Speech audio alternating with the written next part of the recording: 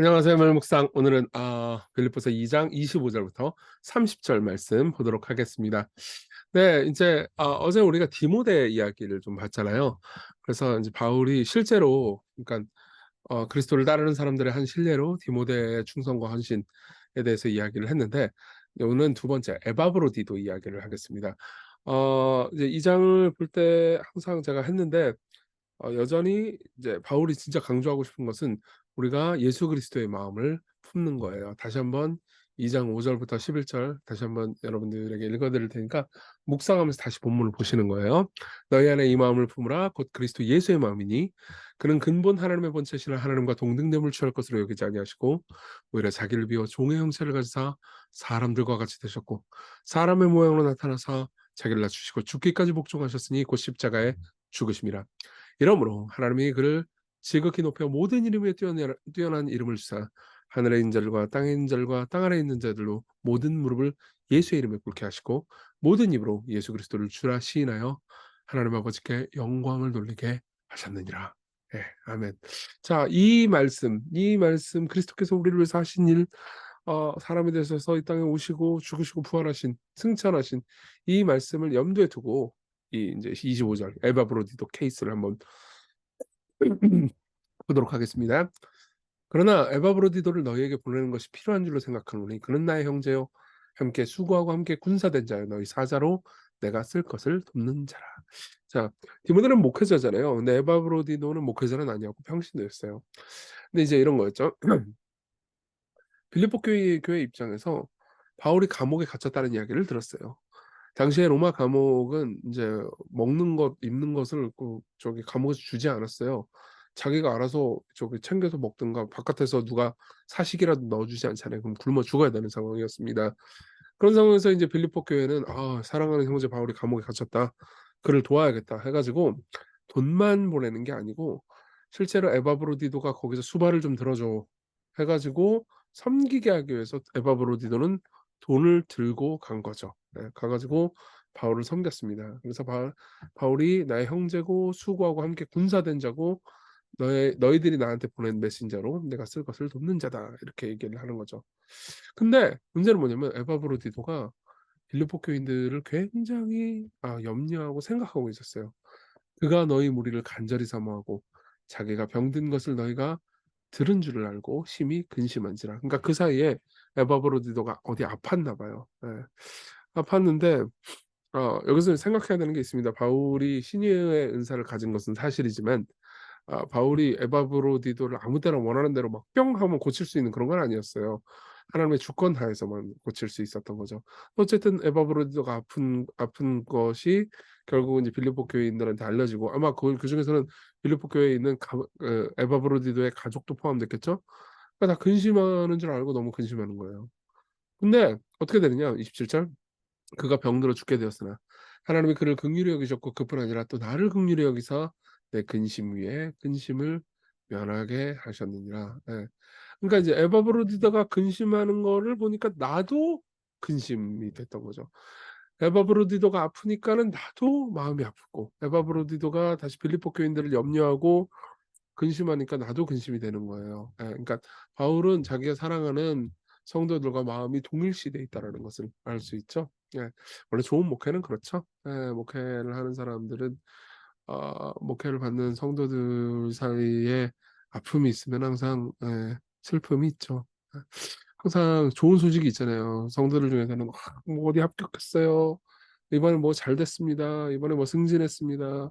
아픈 데가 다 나았어요. 수술이 잘 됐습니다. 그러면 기뻐요. 기쁜데, 기쁜데, 근데 기쁨과 동시에 그거 안 된 애가 있는데, 우리 누가 더 아픈데, 혹은 누가 이번에 떨어졌는데, 누가 되게 슬퍼하는데, 누가 뭐 연애했어요. 그러면 누구 헤어졌는데, 이게 다 생각이 나요. 그러니까 참 동일시되는 마음이 지금 계속 있는 것이 되게 중요한 거죠. 예, 바울도 그랬던 것 같습니다.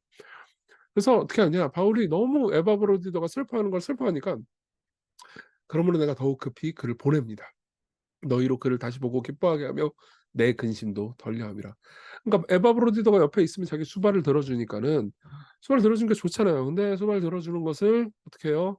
포기하고라도 에바브로디도의 근심을 덜어주고 에바브로디도가 근심하는 것 때문에 염려하는 자기의 근심도 덜려고 함이라. 그러니까 참 바울은 이 빌립보 교인들을 섬기려고 하죠. 이러므로 너희가 주 안에 모든 기쁨으로 그를 영접하고 또 이와 같은 자로 존귀히 여기라. 자 보세요. 왜 갑자기 존귀히 여기라고 말하는 걸까요? 기쁨으로 그를 영접하라고 왜 얘기하는 걸까요? 그건 조금 이따 더 자세히 얘기할게요. 근데 어쨌든 간에 에바브로디도가 너네들한테 가면은 존귀히 여겨주고 영접해라.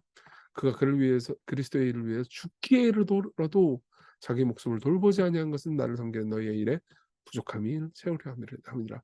사실 에바브로디도는 어떻게 나를 섬긴 거예요? 바울을 섬긴 거예요? 죽을 각오를 하고 섬겼다. 실제로 로마의 감옥에 있는 사람을 돕는 것은 쉬운 일이 아니었을 겁니다. 자, 하여튼 그랬으니까 너희들은 존귀 여기고 잘 영접해줘라. 이게 이제 바울의 메시지였고요. 내용 가지고 우리 적용해 봅시다. 첫째, 그리스도 닮은 삶입니다. 에바브로디도가 교회를 위해서 심히 근심했다라고 이야기하잖아요. 그렇죠? 심히 근심하지라. 이게요. 사실 예수께서 교회를 위해서 근심하신 것을 반영해요. 예. 여기 심히 근심했다고 번역된 이 단어 있잖아요. 이거는 예수께서 겟세마네 동산에서 베드로와 세베대의 두 아들을 데리고 가실 때 고민하고 슬퍼했다라는 이 단어하고 같은 단어입니다. 근데 신약 성경에 딱 이렇게 두 번만 나와요. 그러니까 에바브로디도의 슬픔은 교회를 위해서 슬퍼하면서 겟세마네 동산에서 간절히 기도하셨던 예수님의 슬픔을 이어받은 거라는 거죠. 예. 그 예수님의 근심을 이어받은 거라는 겁니다. 무슨 말입니까? 복음을 정말 믿는 사람은 복음의 주인이신 예수 그리스도를 따라서 그분처럼 성품이 변화된다는 거죠. 여러분 기독교적인 성품은요. 그냥 마냥 기쁨만 있는 게 아니에요. 슬픔과 근심 가운데서도 기뻐할 수 있는 게 기독교적인 성품인 거죠. AI처럼 돼가지고 슬픔도 모르고 눈물도 모르고 그런 게 아닙니다. 예. 게다가 또 죽기에 이르렀다. 그가 그러니까 에바브로디도가 그리스도의 일을 위해서 죽기에 이르러도 자기 목숨을 돌보지 아니하였다. 그러니까 되게 위험한 일이 있었기도 했었던 것 같아요. 이 말 역시 그리스도께서 죽기까지 복종하셨다. 예. 그렇죠? 이 2장 저기 뭐냐 8절에 보면 사람의 모양으로 나타나서 자기를 죽기까지 복종하셨다. 자기를 낮추시고 죽기까지 복종하셨다. 이 말하고 똑같은 단어예요. 그러니까 에바브로디도는 그리스도 닮은 삶을 살았습니다. 아까도 말씀드렸듯이요. 복음의 은혜를 누리고 알아가는 사람은요. 복음의 주인이신 예수님을 따르고 그분처럼 닮아간다는 거죠. 네. 두 번째로 복음 사역은 효율적인가? 이런 질문을 한번 던져보겠습니다. 지금 바울은 뭐라고 그러냐면은 빌립보 교인들한테 29절 이러므로 너희가 주 안에서 모든 기쁨으로 그를 영접하고 또 이와 같은 자들을 존귀히 여기라라고 말합니다. 보세요. 에바브로디도가 돈을 줬어요. 바울한테. 그리고 잘 돌봐주라고 했는데 그 사이에 에바브로디도가 아팠습니다. 바울을 섬겨줘야 되는 에바브로디도가 아프니까 오히려 사역을 못하겠죠. 그래서 굉장히 슬퍼하고 있어서 빌립보 교회로 빨리 가고 싶은데 그걸 바라보는 바울은 그래 가라 빨리. 그러면서 이렇게 얘기하죠. 가서 존귀히 여겨줘라 이렇게 얘기하죠. 어떤 상황이에요. 빌립보 교인들 입장에서 보면은 이제 에바브로디도가 맡긴 사역을 실패한 것처럼 보이는 사역이죠. 그렇죠? 아무런 열매도 성공도 없는 것처럼 보였을 거예요. 그렇지만 여러분 선교는요 성공을 의미하는 게 아니에요. 복음 전도는 늘 효율적인 게 아닙니다. 예. 사실 선교 혹은 복음 전도는요. 궁극적으로는 사랑의 교제예요. 예. 안 믿는 사람이 있어요. 그리고 그들을 막 한 명에 데리고 와가지고 교회를 채워놔가지고 교회 자리를 다 이게 아니잖아요. 예. 그들을 사랑하고 섬기면서 할 수 있는 거를 하고 주께서 이 사람을 변화시키기 위해서 기도하는 거예요. 복음을 전하고 그렇죠? 그 가운데서 일하시는 분은 하나님입니다. 결국 열매를 맺게 하시는 분은 하나님이에요. 그러니까 우리는 할 수 있는 만큼 하고 제일 중요한 거는 한 명이라도 다 채우겠어 이게 아니고 뭐예요? 사랑으로 상대를 섬기는 것, 사랑의 교제죠. 이 김영익 목사님이 이 본문을 가지고 설교한 제가 되게 좋아하는 설교가 하나 있는데요. 거기 보면 이런 표현이 있습니다. 인도에 도착하고 오래지 않아 아들 피터가 이건 이제 윌리엄 캐리라는 인도 선교사의 이야기거든요. 근데 윌리엄 캐리가 인도에 도착하고 오래지 않아서 아들 피터가 병에 걸려 죽게 돼요. 슬프죠. 이 일로 충격을 받은 그의 아내 도로시 캐리는 스트레스를 견디지 못해서 정신질환에 걸려 고통을 겪게 됩니다. 이후 12년 동안 하나님께서 그녀를 불러가시기까지 윌리엄 캐리는 정신질환을 앓는 아내를 돌보면서 사역을 했습니다. 그럼 생각해보세요. 이게 남편 하는 일 이게 지 아파가지고 뭐예요? 그 발목만 잡고 이렇게 생각할 수도 있잖아요. 예. 근데 김영익 목사님 이렇게 얘기해요. 하지만 저는 이 영웅적인 인물 윌리엄 캐리가 아니라 그의 아내 도로시 캐리에 대해서 말하고 싶습니다. 도로시 캐리는 실패자일까요? 우리 눈에는 그렇게 보일 수 있습니다. 하지만 그녀의 연약함과 그녀가 겪는 정신질환은 비난의 이유가 될 수 없습니다. 무슨 말이냐면 이런 거예요. 어, 복음 전도와 그리스도인의 사역, 그리스도인의 섬김의 궁극적인 목표는 뭔가를 해서 성취해내는 게 아니고요. 그냥 사랑의 교제라는 거죠.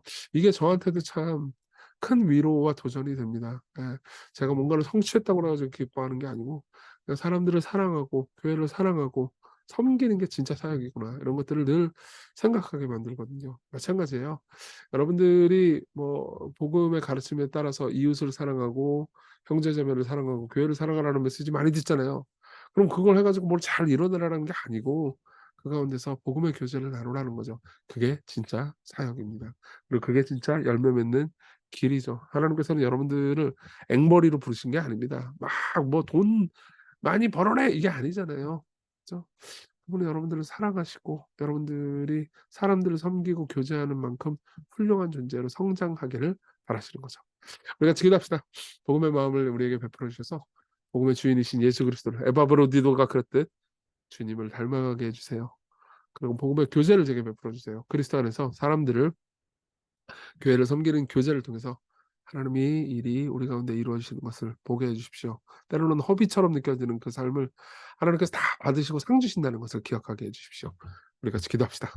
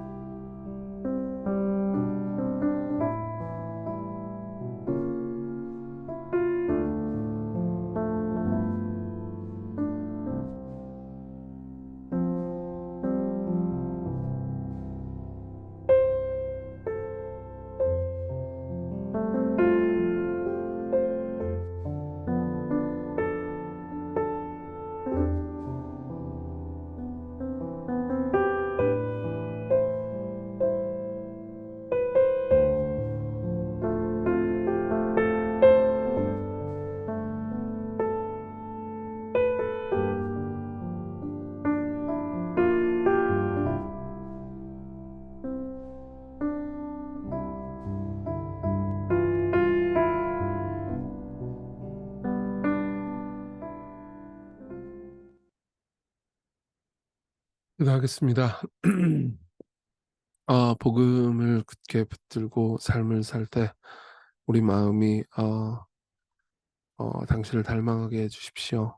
음, 우리 가운데 슬픔도 있고 또 조바심도 있지만 그 모든 것들이 없기 때문에 기뻐할 수 있는 게 아니고 그 모든 것 가운데서 기뻐할 수 있는 마음 주세요. 우리의 삶이 성공하든 실패하든 많은 열매를 맺든 그렇지 않든 당신과 더불어 살기에 당신의 상을 받는 그런 삶이라는 것을 알게 해주세요.